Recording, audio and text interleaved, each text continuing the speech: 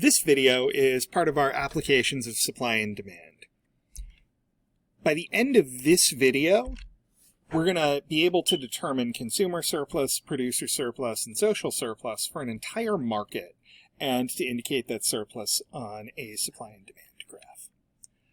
So in one of the previous videos, we determined that consumer, producer, and social surplus were determinable if we had willingness to pay, the price, the marginal cost. Right? Now we're going to look at it to determine consumer surplus, producer surplus, and social surplus for a whole market. So first of all, for consumer surplus, we need to remember that our formula is willingness to pay minus price. So what's the demand curve doing here? Well, it is our measure of willingness to pay. So willingness to pay is represented here by the demand curve. We can even think of this as a willingness to pay curve if we want to. We won't. But what's the price? Well, we're going to find our equilibrium. We're going to see, okay, first of all, there it is, right? So we have a price of 5 and a quantity of 4. The price is 5. So let's put all of this into practice. Consumer surplus, willingness to pay minus price. And we're going to sketch out the area between willingness to pay and price. So it's this whole area that I'm kind of wiggling through right now, which on the next slide is going to look a lot nicer. It looks like a triangle. So while we're here, just since our units are ones here, let's go ahead and count up the blocks. Let's see, I have 1, 2, 3, 4, 5, 6, 7, 8, 9, 10, 11-ish blocks, and then 6 partials. 1, 2, 3, 4, 5, 6. You know, we're kind of in there, right?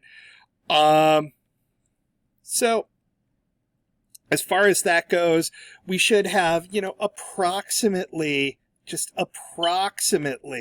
with those 6 partials, we'll have like 3. So consumer surplus is approximately 14.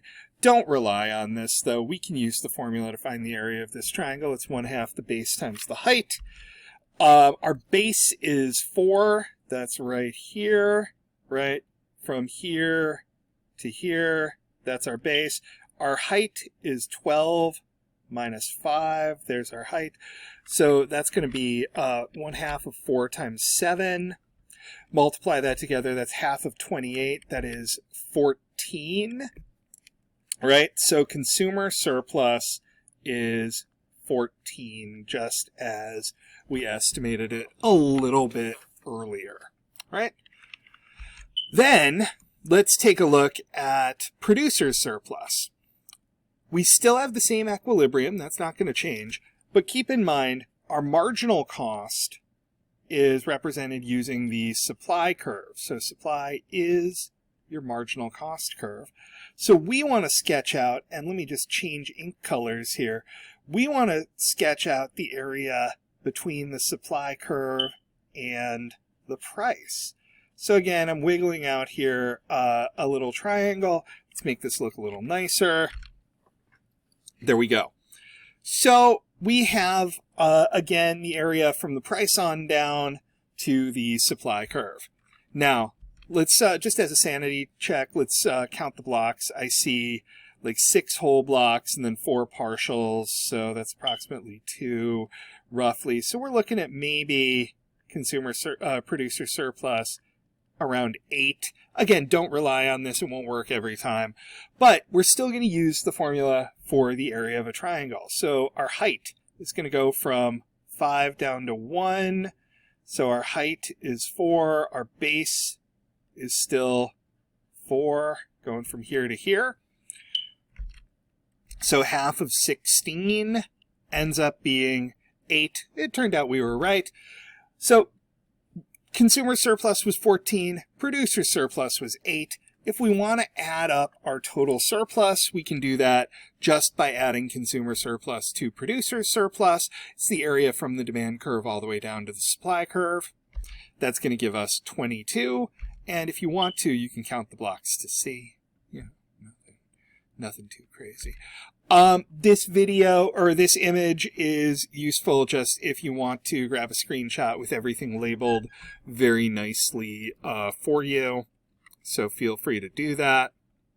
But in the meantime, go ahead and try it. Find consumer surplus, producer surplus, and social surplus on this graph. Pause the video. When you're done, come back and I will go over it. Are you done? Cool. Let's take a look. So our equilibrium here, of course, is at a price of 40 and a quantity of 12. There we go, right? Consumer surplus, I'm just going to fill this in blue, goes from our price of 40 up to 100, which is our maximum level. So our height is 60. Our base is 12. That's the size of our equilibrium quantity.